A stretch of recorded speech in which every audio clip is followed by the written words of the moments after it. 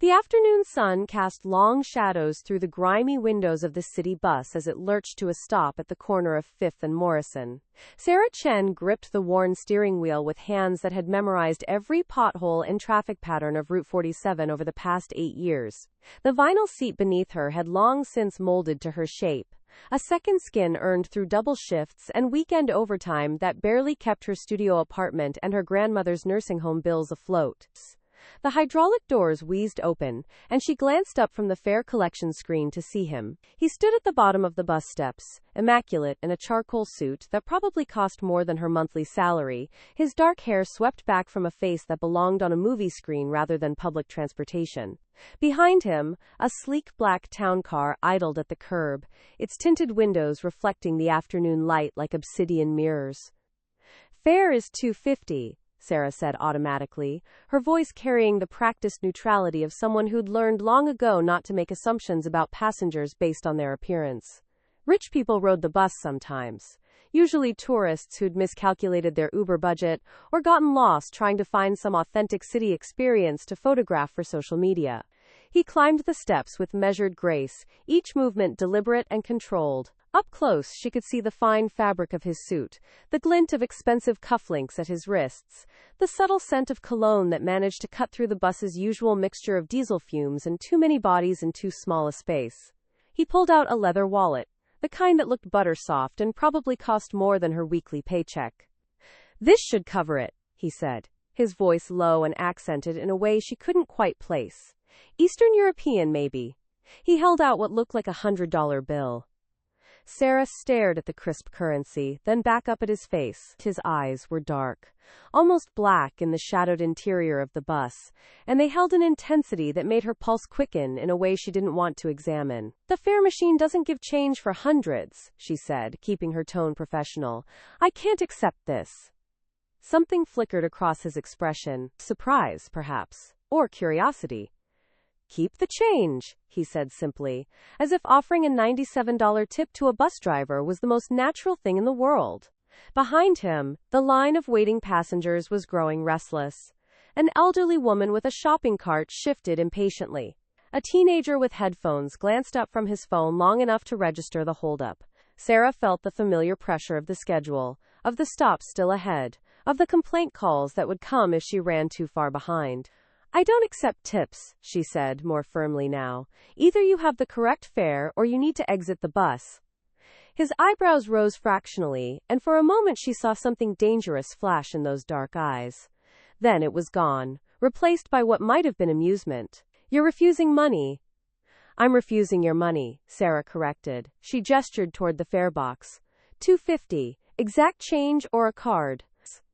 The man studied her for a long moment, his gaze traveling over her face with an intensity that made her skin prickle. She was acutely aware of how she must look. Her uniform shirt wrinkled from the morning shift, her hair pulled back in a practical ponytail, the dark circles under her eyes that no amount of concealer could quite hide. She'd been up since 4:30, had already driven one full route before this one, and had 3 more hours before she could collapse into bed and do it all again tomorrow. "You'll need it more than me," she added quietly, though she knew it was a lie. This man, whoever he was, clearly didn't need anything. But pride was a funny thing. It was sometimes all you had left when everything else had been stripped away by circumstance and necessity. He smiled then, a small curve of lips that transformed his face from merely handsome to devastating. "I doubt that very much," he murmured, but he tucked the 100 back into his wallet and produced a standard fare card instead. As he tapped it against the reader, his fingers brushed hers, just the lightest contact, but it sent an unexpected jolt of awareness up her arm. "Thank you," he said, his eyes never leaving hers.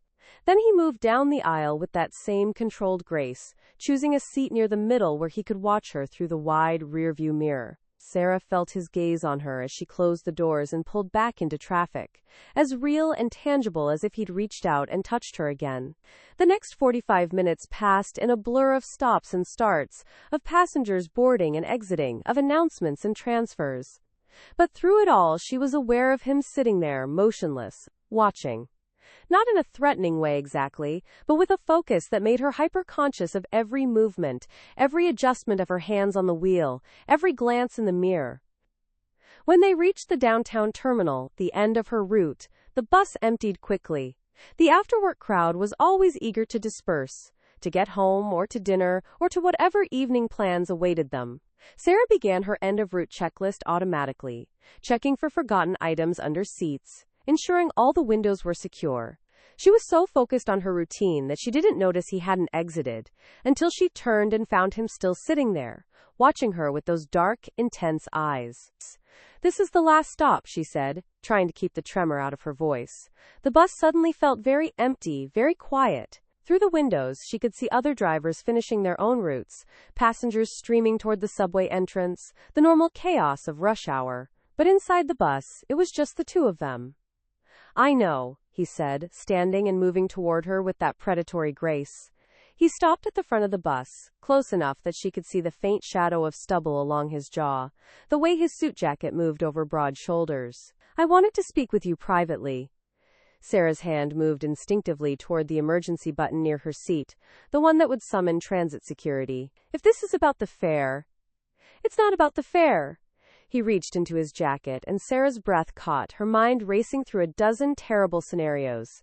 But what he pulled out was a business card, crisp white with elegant black lettering. He held it out to her. "My name is Dimitri Volkov. I own several businesses in the city." Sarah took the card reluctantly, reading the simple text. Just his name and a phone number. No company name, no address, nothing that would indicate what kind of businesses he owned.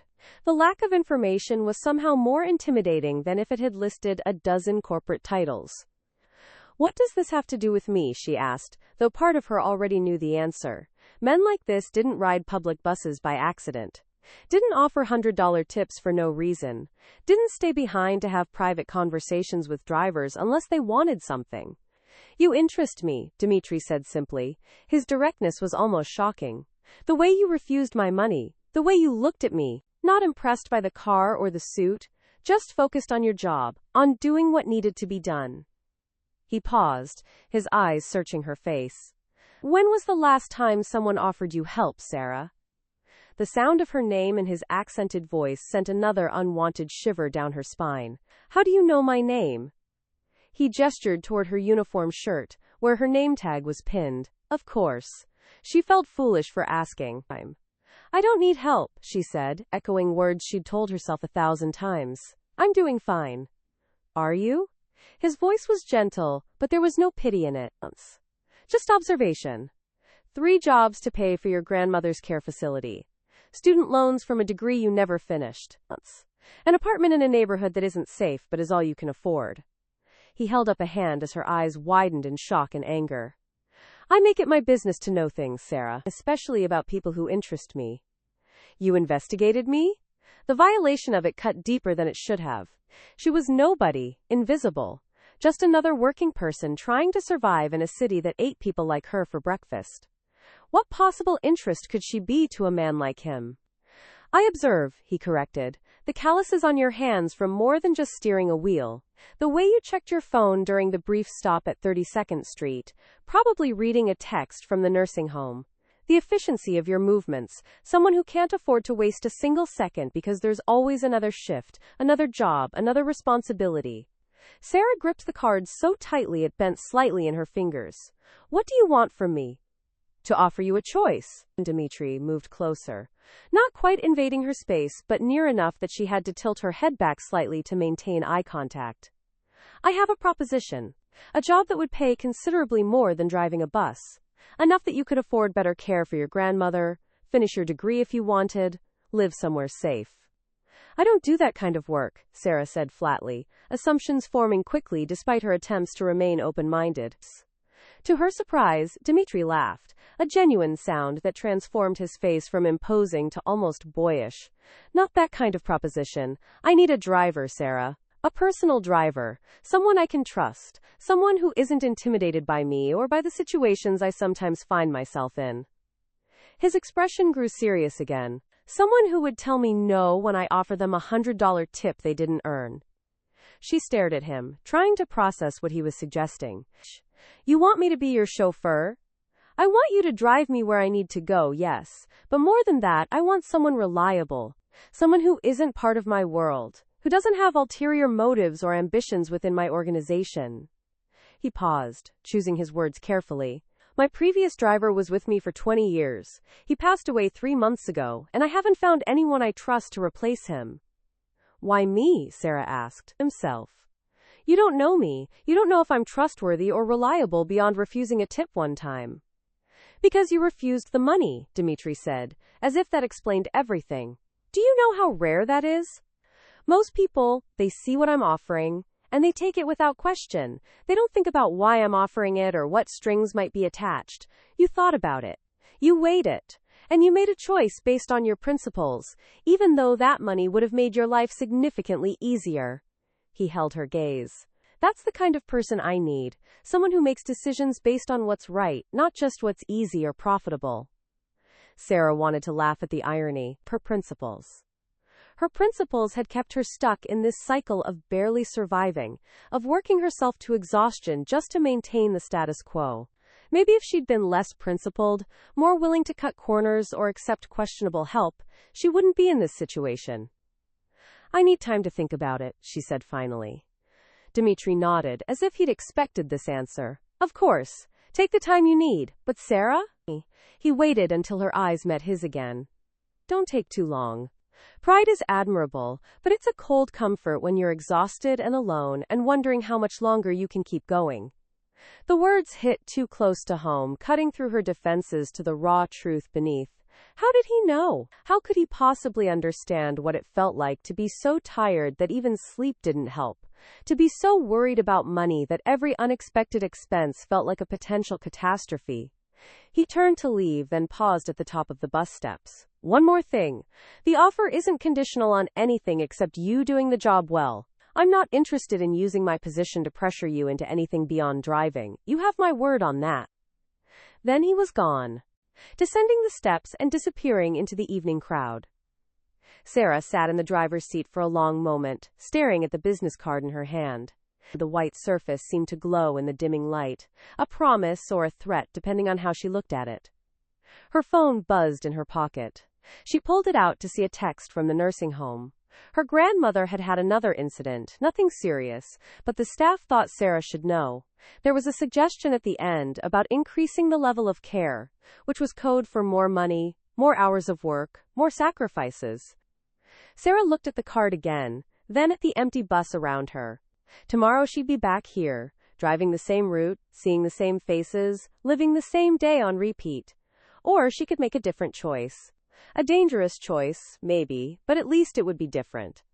She tucked the card carefully into her wallet and finished her end-of-shift checklist. She had 3 hours before her overnight cleaning shift at the office building downtown. That would give her time to visit her grandmother, to think about Dimitri Volkov and his offer, to decide whether she was brave enough or desperate enough to take a leap into the unknown. 2 days later, Sarah found herself standing outside an address that Dimitri's text message had provided. She'd called the number on the card after her grandmother's doctor had gently suggested that a different facility, one with more specialized care for dementia patients, might be beneficial.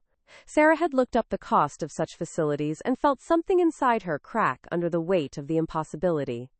The building before her was in one of the city's most exclusive neighborhoods, the kind of place where doormen wore uniforms nicer than anything in Sarah's closet.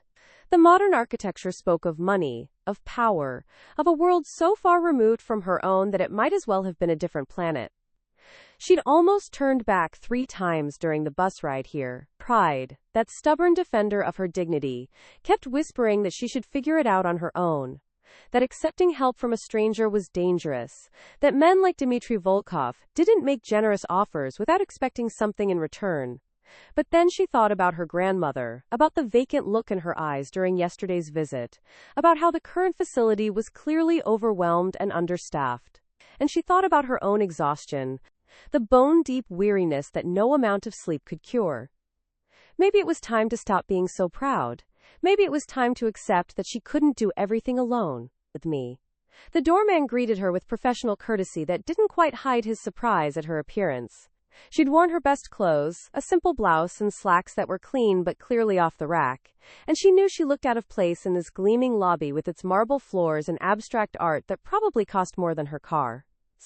I'm here to see Dimitri Volkov, she said, trying to project more confidence than she felt.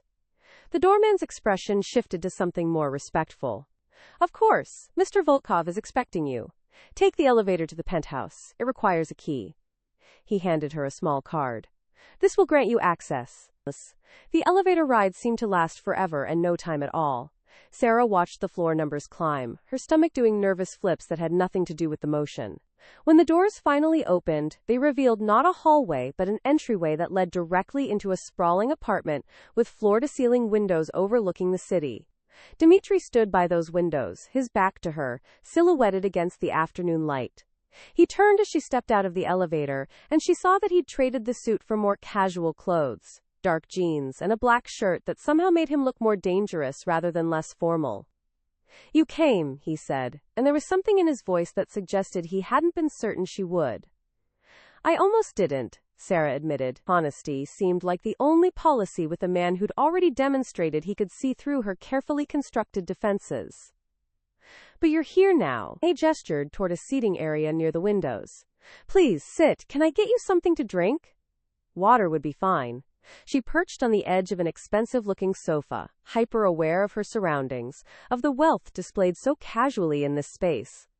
Art on the walls that might have been originals. Furniture that looked both comfortable and impossibly expensive. The kind of home that should have been cold and impersonal but somehow felt lived in, warm. Dimitri returned with 2 glasses of water, handing her one before settling into a chair across from her. He didn't sit back casually but leaned forward, elbows on his knees, giving her his complete attention in a way that was both flattering and unsettling. Before we discuss the job, he said, I want you to understand what you'd be getting into. I wasn't entirely forthcoming on the bus, and you deserve the full truth before making your decision. Sarah's grip tightened on her water glass. Came the catch she'd been waiting for. My businesses are legitimate, Dimitri continued, but my family's history is not. My father built an empire through means that weren't always legal. When I inherited his operations, I made a choice to transition everything to legitimate enterprises. That process is mostly complete, but there are still people who remember the old ways, who hold grudges or see opportunities in my past. You're telling me you used to be a criminal, Sarah said flatly. I'm telling you that I was born into a world I didn't choose, and I've spent the past decade trying to change it. But the past doesn't disappear just because you want it to. His eyes held hers steadily. Being my driver would mean being exposed to that past occasionally. There would be meetings with people who aren't entirely reformed, situations that might make you uncomfortable, security concerns that wouldn't exist in a normal job. Why are you telling me this? Sarah asked. You could have just offered me the job and let me figure it out later. Because I don't want you to feel trapped or deceived, Dimitri's voice softened. You've spent enough of your life feeling that way, I think. This has to be a choice you make with full information. The perceptiveness of his observation made her chest tighten. He was right. So much of her life had been dictated by circumstances beyond her control. Her parents, deaths when she was 19, her grandmother's illness, the economic realities that had forced her to drop out of school and take whatever work she could find. The feeling of being trapped by necessity, of having no real choices, had become so familiar she barely noticed it anymore. What would the job actually entail, she asked. Driving me to meetings, appointments, social functions, sometimes early in the morning, sometimes late at night. You'd need to be available on short notice occasionally, though I'd try to give you as much advance warning as possible. He paused. You'd also need to be discreet about what you see and hear. Confidentiality would be paramount. And the pay? He named a figure that made her breath catch. It was more than triple what she made from all 3 of her current jobs combined. Enough to afford the specialized care facility for her grandmother. Enough to move to a safe neighborhood. Enough to maybe, finally, breathe without the constant pressure of financial panic. That's too much, she said automatically, even as her mind was already calculating what such money could mean. For just driving? For being trustworthy, Dimitri corrected. For being someone I can depend on absolutely, who won't be tempted to sell information about my schedule or my business to people who might use it against me. For putting yourself in potentially uncomfortable or dangerous situations. He leaned back slightly. And because I can afford to pay it. and you deserve to be compensated fairly for the value you'd be providing. Sarah set down her water glass, her hands trembling slightly. I need to be honest with you about something. Please. I don't know anything about your world. I don't know the right way to act around powerful people or how to navigate complicated social situations. I barely know how to drive anything fancier than my 15-year-old sedan. The confession tumbled out, all her inadequacies laid bare. I'm not qualified for this, Arnoff. You're exactly qualified for this, Dimitri said with quiet certainty. I don't need someone who knows my world, Sarah. Those people come with agendas and ambitions and loyalties that can shift. I need someone who will do their job competently and honestly, who won't be impressed or intimidated into compromising their principles. He smiled slightly. Someone who would refuse a $100 tip because it wasn't earned. The reference to their first meeting made her lips twitch despite her nervousness. I still think that was foolish. It was brave. His expression grew serious again. I know this is a lot to process. I'm not asking for an answer right now. But I want you to consider it seriously, Sarah. Not just what you'd be giving up, but what you'd be gaining. The freedom to take care of your grandmother properly. The ability to sleep without worrying about how you'll pay next month's bills. Time to figure out what you actually want from life instead of just surviving it. He stood, moving to a desk near the windows and returning with a folder. This contains a formal job offer, including salary, benefits, and expectations. There's also information about a trial period, 2 weeks, where you can decide if this arrangement works for you, with full pay regardless of whether you choose to continue. Sarah took the folder with numb fingers. The leather was soft, expensive, just like everything else in this space. Take it home, Dimitri said. Read it carefully. Talk to your grandmother if you'd like, or a friend, anyone you trust, then call me with your decision. He walked her back to the elevator, his presence a warm weight beside her. But Sarah, don't let pride make the decision for you. Pride won't keep you warm when you're working yourself to death at 3 jobs. It won't give your grandmother the care she needs. Sometimes accepting help isn't weakness. Sometimes it's the bravest thing you can do. The elevator doors closed on his words, and Sarah found herself descending back to ground level, back to her world, with a folder full of possibilities clutched against her chest. She'd come here expecting to feel small, insignificant, out of place. Instead, she felt seen in a way she hadn't experienced in years. Dimitri had looked at her and hadn't seen just a bus driver or a cleaning woman or another anonymous worker bee in the city's endless hive. He'd seen her, Sarah Chen, with her stubborn pride and her exhaustion and her desperate need for something, anything, to change. That evening, Sarah sat at her grandmother's bedside in the nursing home, reading through the job offer while her grandmother dozed. The terms were generous, almost suspiciously so. Full health insurance that would cover both her and her grandmother. 2 weeks paid vacation, a signing bonus, that would be enough to move her grandmother to the better facility immediately. You're frowning, her grandmother said suddenly, her voice soft but clear. These moments of lucidity were becoming rarer, precious gifts that Sarah treasured. Just thinking about a decision, Sarah replied, setting the folder aside to take her grandmother's hand. A man, her grandmother said with surprising certainty. Despite the dementia, she still had flashes of her old perceptiveness. How did you know? You have that look. The same one your mother had when she met your father. Her grandmother squeezed Sarah's hand weakly. Scared but hopeful. It's not like that, Sarah protested. It's just a job offer. Everything is just something until it isn't. Her grandmother's eyes, milky with cataracts but still sharp when they focused, studied Sarah's face. You've been alone too long, taking care of me, working yourself to nothing. You need someone to take care of you for a change. I don't need taking care of, Sarah said automatically, the same word she always used when her grandmother worried about her. Everyone needs taking care of sometimes.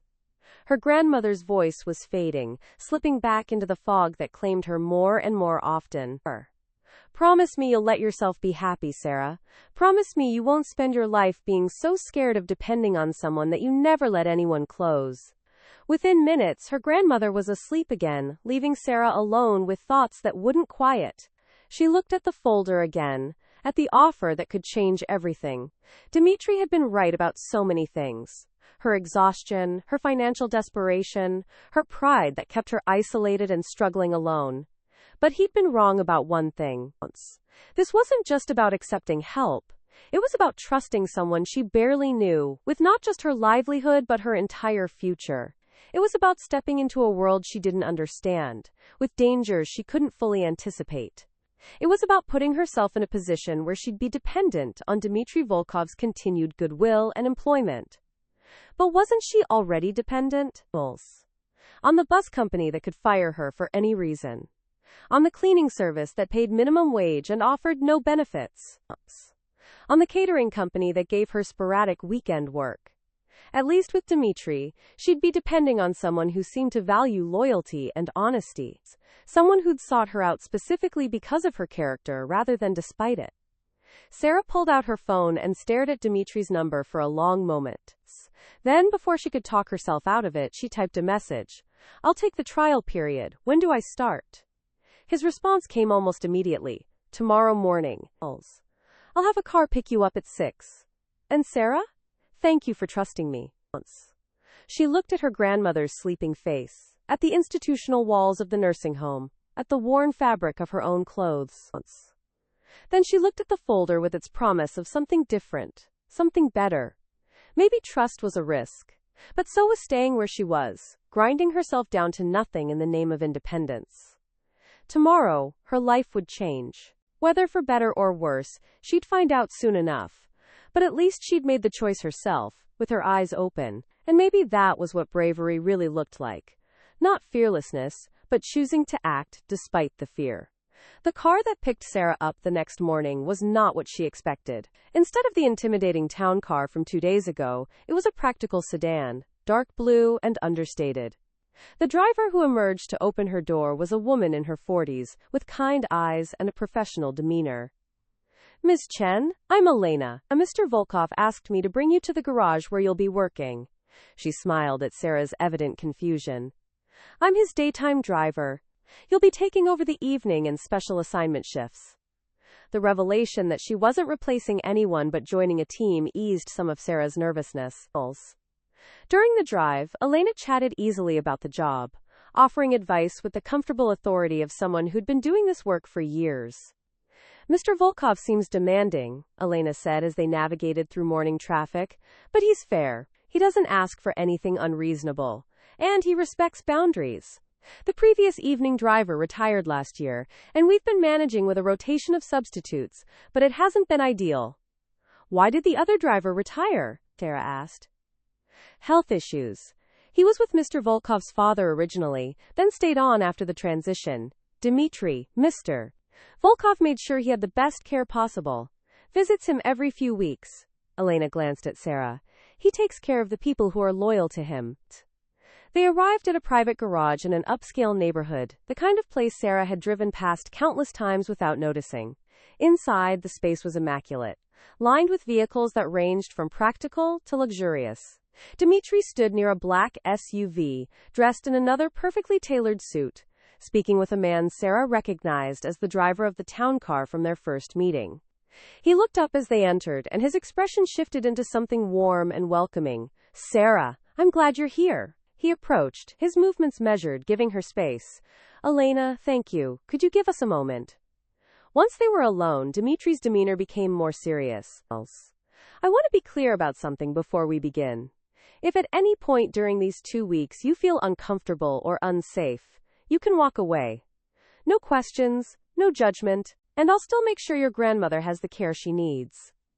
The offer was so unexpected that Sarah could only stare at him. "Why would you do that?" "Because you took a chance on me," he said simply. "And because putting you in a position where you felt trapped would defeat the entire purpose. I need someone who chooses to be here, Sarah, not someone who stays out of desperation." He led her to the SUV. "This will be your primary vehicle. It's armored, which I know sounds dramatic, but it's a necessary precaution. It handles like a regular vehicle but is heavier. We'll spend this morning letting you get comfortable with it." The next several hours were a blur of learning. Dimitri was patient, thorough, explaining the vehicle's features without condescension. He took her through various scenarios, evasive driving techniques that made her pulse race, security protocols that seemed pulled from an action movie, communication systems that allowed constant contact with his security team. I know this seems like a lot, he said during a break for lunch, which Elena had thoughtfully provided. They sat in the garage office, eating sandwiches like normal people, which somehow made the strangeness of everything else feel more manageable. But most days will be routines. Take me to a meeting, wait while I conduct business, drive me home. The security training is for the exceptions, not the rule. How often are there exceptions? Sarah asked. Dimitri considered the question carefully. Once or twice a month, someone might test boundaries or make threats. Nothing has escalated to actual violence in over 2 years. But I won't lie to you and say the risk doesn't exist. His honesty was becoming something she appreciated. So many people in her life had tried to downplay difficulties or sugarcoat reality. Dimitri treated her like an adult, capable of handling the truth and making informed decisions. That evening, she accompanied him on her first actual assignment, driving him to a restaurant for a business dinner. Sarah's hands were steady on the wheel despite her nerves, muscle memory from years of driving the bus serving her well. The SUV handled differently than she expected, but Dimitri's morning training had prepared her adequately. At the restaurant, a place so exclusive Sarah hadn't even known it existed, Dimitri paused before exiting the vehicle. I'll be approximately 2 hours. Elena showed you the waiting area? At Sarah's nod, he continued. If anything feels wrong, someone approaches you with questions, someone watches the car too intently, anything, you contact security immediately. Don't worry about being overcautious. The 2 hours passed slowly. Sarah parked in the designated area. A secured lot where Elena had explained other drivers for high-profile clients also waited. She spent the time reading the employee handbook Dimitri had provided, learning protocols and expectations. Other drivers nodded to her in professional courtesy, but no one approached with questions, and the evening remained peacefully uneventful. When Dimitri emerged, he was accompanied by 2 men in expensive suits who continued an animated conversation as they approached the SUV. Dimitri made brief introductions, business associates whose names Sarah immediately forgot, before she drove them to a second location. During the drive, she could hear fragments of their conversation through the partition. Business talk, mostly, nothing that sounded illegal or concerning. When they reached the next destination, Dimitri turned to his companions. Give me a moment with my driver. They exited, leaving Sarah alone with Dimitri in the back of the SUV. Her heart rate kicked up, suddenly aware of the intimacy of the enclosed space. You did well tonight, he said. How are you feeling? Nervous, Sarah admitted, but okay. It wasn't as complicated as I expected. Most nights won't be. He paused, seeming to choose his words carefully. I appreciate your professionalism. Some drivers treat the position as an opportunity to gather gossip or forge false familiarity. You maintain appropriate boundaries while still being personable. It's a balance many people struggle with. The compliment warmed her more than it should have. Thank you. I'll be another hour here. Same protocols apply. He reached for the door, then stopped. Sarah, I'm glad you took a chance on this. On us. The word us lingered in the air after he left, creating an intimacy that Sarah tried to push away. This was professional. A job. Nothing more. But she couldn't deny the flutter in her chest when he looked at her that way, as if she was something precious and unexpected that he'd found and didn't quite know what to do with. The next 2 weeks passed in a carefully orchestrated dance of professionalism and growing familiarity. Each evening, Sarah would arrive at the garage, receive her assignments from Elena or directly from Dimitri, and spend her shift driving him to various locations throughout the city. She met his business associates, his security team, even his younger sister who visited from college and spent the entire car ride quizzing Sarah about her life with genuine curiosity. Dimitri kept his word about boundaries and respect. Their conversations remained professional, focused on logistics and scheduling. But there were moments, brief, fleeting, when his eyes would meet hers in the rearview mirror and something unspoken would pass between them. Recognition, perhaps. Or a possibility. On the 13th day of her trial period, everything changed. Sarah had driven Dimitri to a warehouse district for a meeting with someone Elena had quietly warned her about that morning. Old family associate, she'd said carefully, someone from before the transition, stay alert. The meeting ran long, stretching past the expected hour into 2, then 3. Sarah waited in the SUV, parked according to protocol with clear sightlines to the warehouse entrance. The area was industrial and quiet, most businesses closed for the evening. When headlights appeared in her mirrors, approaching slowly from behind, every instinct Elena and Dimitri had trained into her fired at once. The vehicle, another SUV, black with tinted windows, parked at an angle that would block her exit if she tried to back up. Two men emerged, their movements purposeful as they approached her driver's side window. Sarah's hand moved to the emergency alert button, even as she kept her expression neutral, her doors locked, her engine running. "You're Volkov's new driver," one of the men said. It wasn't a question. Sarah didn't respond, her thumb already on the alert button. She saw movement in her peripheral vision. More men emerging from the warehouse, Dimitri's security team responding to her signal. The two men at her window seemed to register the changing situation, their confidence faltering. Then Dimitri was there, appearing beside the men with a speed that suggested violence barely leashed. "Gentlemen," he said, his voice cold in a way Sarah had never heard before. "This vehicle is off limits, as is my driver." What followed happened quickly but felt like slow motion, words exchanged in Russian, tense and sharp. Dimitri's security team forming a barrier between the SUV and the other men. The interlopers retreating to their vehicle with visible reluctance. And through it all, Dimitri's eyes found hers through the window, checking, assessing, making sure she was unharmed. When he finally entered the SUV, his jaw was tight with barely controlled anger. "Drive," he said shortly. Then, more softly, "Please, get us out of here." Sarah drove, her hands steady despite the adrenaline coursing through her system. She followed the route back to Dimitri's building without needing directions, muscle memory taking over while her mind processed what had just happened. "I'm sorry," Dimitri said after several minutes of silence. "That situation should never have developed. My people were supposed to ensure the area was secure." "Who were they?" Sarah asked, surprised her voice came out level. "Representatives of someone I used to do business with, someone who doesn't accept that I've moved on from that world." His reflection in the rearview mirror looked tired, older than his years. "Someone who thought intimidating my driver would send a message. Did it?" "Yes." His smile was cold, dangerous. Just not the one he intended. They reached his building and Dimitri didn't immediately exit. Instead, he leaned forward slightly, his presence filling the space between them. "This is your out, Sarah. I promised you could walk away if things got uncomfortable. This certainly qualifies."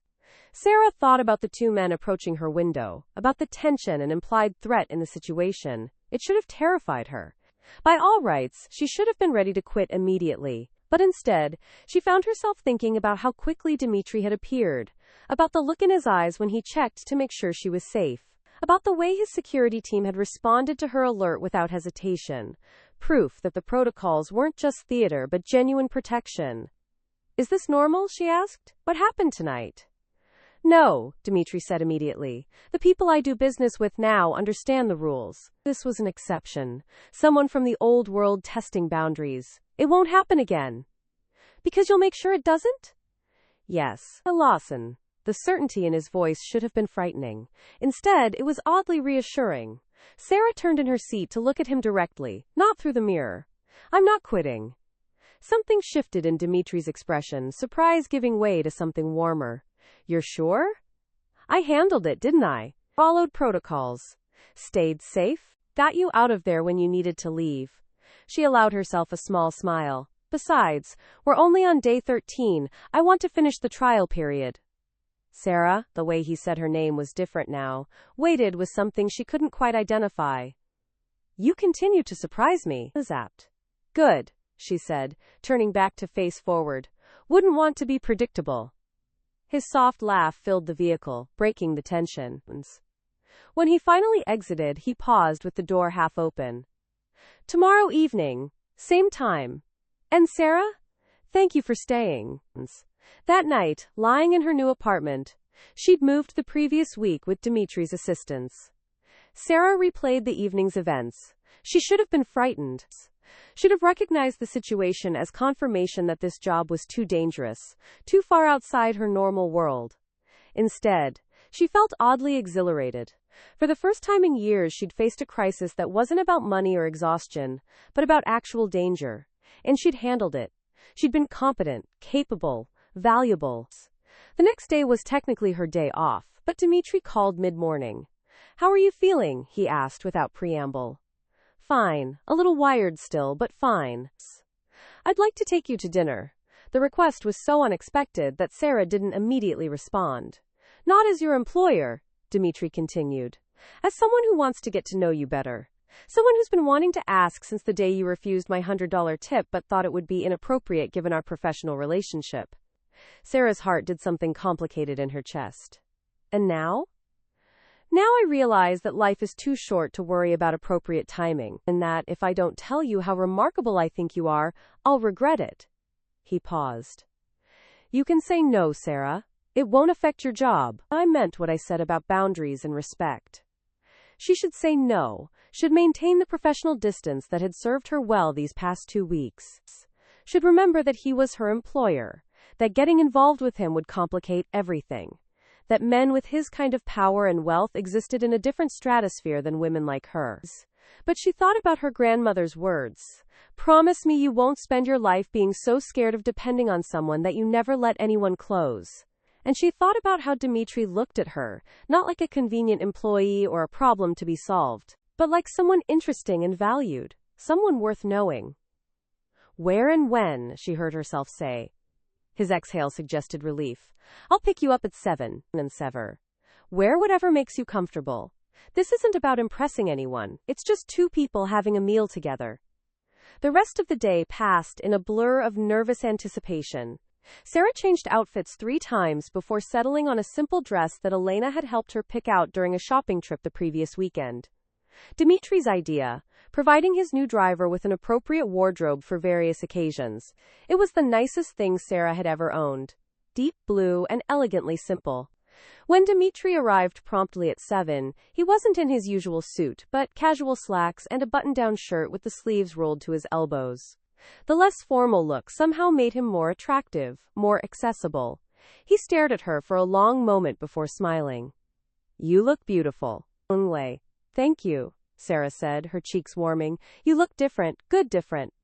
He opened the passenger door of a car Sarah didn't recognize, something sleek and low and probably obscenely expensive, before circling to the driver's side. "I thought I'd drive tonight, let you relax for once." The restaurant he'd chosen was intimate and quiet, tucked away in a neighborhood Sarah was still learning. Unlike the high-end places she'd driven him to for business, this felt personal, cozy. They were seated at a corner table with candles and soft lighting that made everything feel removed from reality. "Tell me about your grandmother," Dimitri said once they'd ordered. "Elena mentioned you've been visiting her at the new facility." Sarah found herself talking, words spilling out about her grandmother's diagnosis, about growing up raised by her after her parents' deaths, about the fear and helplessness of watching someone you love disappear into illness. Dimitri listened with complete attention, asking questions that showed he was truly engaged. "She sounds like she was a remarkable woman," he said. "She still is," Sarah corrected gently, "just trapped inside a mind that isn't working properly anymore." "I understand that feeling." "Me?" Dimitri's expression grew distant. "My father, in his last months, the dementia took him before the cancer did. Watching someone so powerful, so commanding, become confused and frightened." He paused. "It's its own kind of grief." The shared experience created a bridge between them, a point of connection beyond employer and employee. They talked through dinner about families and losses, about the weight of responsibility and the isolation of caregiving. By the time dessert arrived, Sarah realized she'd forgotten to be nervous, forgotten to worry about appropriateness or power dynamics. She was simply enjoying being with someone who understood. "I have a confession," Dimitri said as they lingered over coffee. "The $100 tip wasn't actually about generosity. I was testing you." Sarah raised an eyebrow. "Testing me how?" "I wanted to see how you'd react to someone flashing money around. Most people either fall over themselves to please someone with obvious wealth, or they become resentful and hostile. You did neither. You just stayed yourself practical, principled, focused on what was right rather than what was profitable." He smiled slightly. It was refreshing. Intriguing. I couldn't stop thinking about you after that. So you investigated me and offered me a job. I recognized someone who was drowning and offered a life raft, he corrected. But yes, I also saw an opportunity to keep you in my life. Selfish perhaps, but honest. Sarah considered his words, weighing them against her own feelings.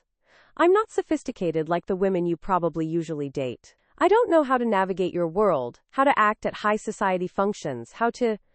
Sarah. Dimitri reached across the table to take her hand, the first time he'd touched her intentionally since that brief brush on the bus. His skin was warm, his grip gentle but sure. I don't want you to be like anyone else. I want you to be exactly who you are. Honest, resilient, compassionate, brave. Everything that drew me to you in the first place. She looked down at their joined hands, at the contrast between her work-roughened fingers and his well-maintained ones. This is complicated. Yes, he agreed readily, but most worthwhile things are. I'm still your employee. Then quit. At her startled look, he squeezed her hand. I'm joking. Mostly. The job is yours for as long as you want it, regardless of what happens or doesn't happen between us personally. But Sarah, I need you to know that what I feel for you isn't about convenience or proximity. I'm drawn to you because of who you are, not what role you play in my life. The declaration hung between them, honest and vulnerable in a way that made Sarah's chest tight. She thought about refusing, about maintaining the safety of distance and professionalism. But she also thought about the past 2 weeks, about how alive she'd felt, how seen and valued, about how Dimitri had kept every promise he'd made, had respected every boundary, had somehow made her feel both protected and empowered. I'm terrified, she admitted, of this, of you, of how much I want something I'm not sure I should have. That makes 2 of us. Dimitri's thumb traced small circles on the back of her hand. But I'd rather be terrified with you than safe and alone without you. Later, when he drove her home and walked her to her door, Sarah made a decision. She turned to face him in the hallway, gathering courage she didn't know she possessed. Stay, she said quietly, just for coffee, just to talk more. His smile was soft, genuine, transforming his face from imposing to almost boyish. I'd like that. They talked until 3 a.m, about everything and nothing, about his childhood in Russia, her dreams of finishing school, his fears about never escaping his family's legacy, her guilt about not being enough for her grandmother. They shared stories and silences, learning the rhythms of each other's thoughts and the spaces between words. When he finally left, he paused in her doorway. Tomorrow evening, I have a business dinner. You'll drive me as usual. But Sarah, this doesn't change unless you want it to. Professional boundaries remain unless we both agree otherwise. And if I want things to change? The boldness of the question surprised her. Hey. Then we figure it out together. He leaned down slowly, giving her time to pull away, and pressed a gentle kiss to her forehead. But there's no rush, no pressure, just possibility. After he left, Sarah sat in her quiet apartment, a space that had transformed from desperate necessity to actual home in the span of 2 weeks. Everything in her life had changed since that afternoon on the bus when a man in an expensive suit had offered her $100 tip. She'd refused the tip but somehow ended up with so much more. A job that challenged and engaged her, security she hadn't known in years, and now, impossibly, the beginning of something that felt like it might become love. Her phone buzzed with a text from Dimitri. Thank you for tonight. For trusting me with your time and your stories. Sleep well. She responded simply, thank you for seeing me. His reply came immediately. How could I not? You're impossible to overlook. Sarah smiled at her phone, at the impossibility of her situation, at the strange path that had led her here. She thought about pride and independence, about the version of herself who would have been too stubborn to accept help, too afraid to take a chance. That woman had been surviving. This woman, the one who'd said yes to coffee and possibility, felt like she might actually be learning to live. Tomorrow would bring its own challenges and complications. They'd have to navigate the waters of a relationship built on unequal footing, figure out how to balance professional responsibilities with personal feelings, face whatever judgment or consequences came from their unconventional beginning. But tonight, Sarah allowed herself to simply feel hope, that rarest and most dangerous of emotions, and to believe that maybe, just maybe, she'd found something worth the risk. Outside her window, the city lights glittered like possibilities, like promises of futures that hadn't been written yet. And for the first time in longer than she could remember, Sarah looked forward to finding out what came next.